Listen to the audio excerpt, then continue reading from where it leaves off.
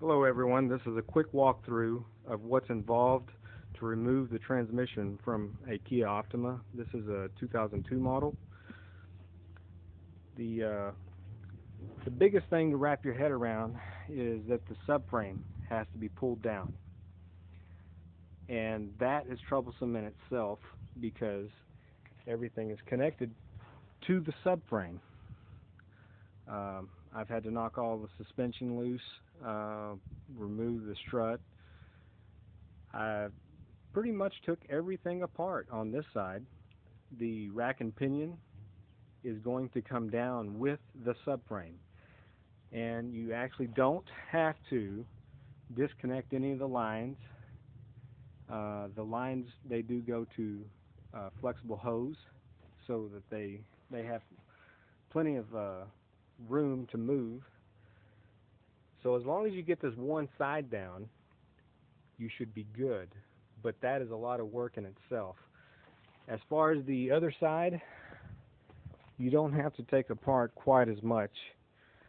Let's see, I knocked the tie rod loose. The ball joint, I just took the bolts out of that to get that separated. And that's about it on this side, really. You have 3 large bolts on each side that hold the subframe together, and I've removed them all to get the subframe down this far. The suspension itself will hold the subframe up on this side, but just in case, I'm using a jack stand. And be fully aware that you have to have the car up pretty high. So make sure you have good jack stands underneath it. Right now, this transmission is ready to come off. Of course, you unplug everything, disconnect all the linkage, disconnect the cooling lines for the transmission, and you'll need a couple of jacks, one to support the back of the motor and one underneath the transmission. And I'm also using a ratchet strap just in case. You never know, might need the extra support.